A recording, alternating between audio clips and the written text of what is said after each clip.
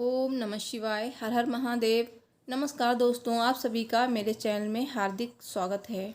सावन का महीना शुरू हो गया है और इस बार सावन 2 महीने का होगा और सावन की 8 तिथियां पड़ेंगी। हर साल सावन माह में प्रदोष व्रत के दिन भगवान शिव की पूजा अर्चना और व्रत के विधि विधान का महत्व है।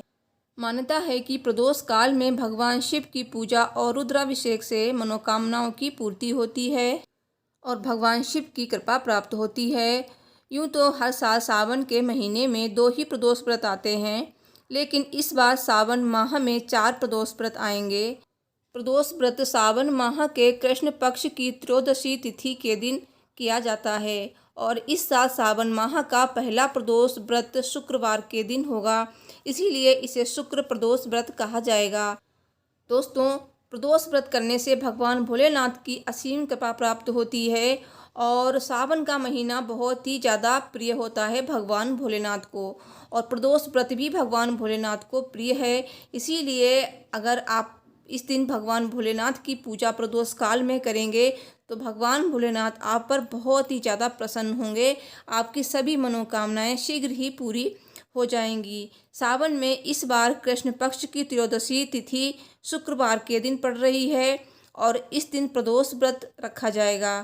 त्रयोदशी तिथि 14 जुलाई की सायंकाल 7:17 पर शुरू होगी और ये तिथि अगले दिन 15 जुलाई की रात को 8:32 पर समाप्त होगी।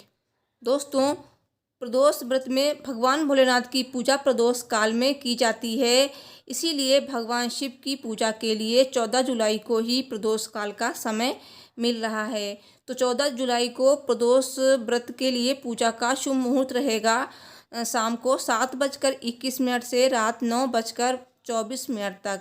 इस शुभ मुहूर्त में आप भगवान भोलेनाथ की पूजा कर सकते हैं। दोस्तों, 14 जुलाई को पूरे दिन बुद्धि योग लग रहा है। इस दौरान रोहिणी नक्षत्र लगा होगा, इसीलिए शिव जी की पूजा के हिसाब से ये दिन बेहद पवित्र कहा जाता है और इस दिन सुबह 8:28 पर वृद्धि योग लग रहा है और इस दौरान किए गए कोई भी शुभ कार्य बहुत ही उत्तम फल प्रदान करने वाले होते हैं और इस दिन अभिजीत मुहूर्त सुबह 11:59 से दोपहर 12:54 तक रहेगा। 14 जुलाई को सावन माह के पहले शुक्र प्रदोष व्रत में भगवान शिव का रुद्राभिषेक किया जा सकता है, क्योंकि इस दिन शिववास हो रहा है और व्रती सुबह 7:17 से शाम तक किसी भी वक्त रुद्राभिषेक कर सकते हैं, क्योंकि इस दौरान शिववास नंदी पर रहेगा। दोस्तों, भगवान भोलेनाथ की पूजा आप बिलपत्र, भांग धतूरा, अक्षत, शमी पत्र, आंकड़े के पुष्प आदि से कर सकते हैं। पंचामृत से भी अभिषेक करना बहुत ही ज़्यादा शुभ होता है और इस दिन भगवान भोलेनाथ को आप सफ़ेद मिठाई, दूध की मिठाई का भोग लगाएं, फल फूल अर्पित करें, विधि विधान से पूजा करें। माता पार्वती जी की भी पूजा आपको इस दिन अवश्य करनी चाहिए भगवान भोलेनाथ के साथ। साथ ही आपको इस दिन प्रदोष व्रत की कथा अवश्य पढ़नी या सुननी चाहिए। अंत में आपको आरती करनी चाहिए। आरती करने के बाद जो भी क्षमा याचना हो वो ज़रूर मांग लें। दोस्तों, पूजा के समय आप भगवान भोलेनाथ के मंत्रों का जाप कर सकते हैं। महामृत्युंजय मंत्र का जाप कर सकते हैं। महामृत्युंजय मंत्र इस प्रकार है: ओम त्र्यंबकम यजामहे सुगंधिम पुष्टिवर्धनम उर्वारुकमिव बंधनान् मृत्योर्मोक्षीयमामृतात्। या फिर ओम नमः शिवाय मंत्र का जाप कर सकते हैं। इस तरह से आप भगवान भोलेनाथ को विधि विधान से पूजा कर कर प्रसन्न कर सकते हैं। दोस्तों, सावन में कुल 4 प्रदोष व्रत होंगे, क्योंकि 2 सावन हैं। तो पहला प्रदोष व्रत है सावन का 14 जुलाई को और दूसरा प्रदोष व्रत है 30 जुलाई को और सावन का तीसरा प्रदोष व्रत होगा 13 अगस्त को। सावन का चौथा प्रदोष व्रत होगा 28 अगस्त को।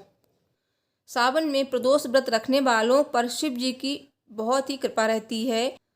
व्रती को प्रदोष व्रत के प्रभाव से वैवाहिक सुख, संतान सुख, धन प्राप्ति और शत्रुग्रह बाधा से मुक्ति मिलती है।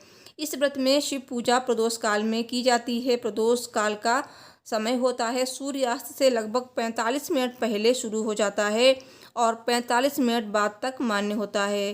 तो धार्मिक मान्यता है कि प्रदोष काल में भगवान शिव कैलाश पर्वत पर प्रसन्न मुद्रा में नृत्य करते हैं। इसीलिए अगर आप इस समय भगवान भोलेनाथ की पूजा अर्चना कर कर उन्हें प्रसन्न कर सकते हैं तो आपकी जो भी मनोकामना है वो भगवान भोलेनाथ अवश्य पूरी करेंगे। सावन शिवरात्रि कब है इसकी वीडियो भी आपको मेरे चैनल पर मिल जाएगी, आ चुकी है, तो जरूर देख लीजिए। Thanks for watching. हर हर महादेव, जय माता दी।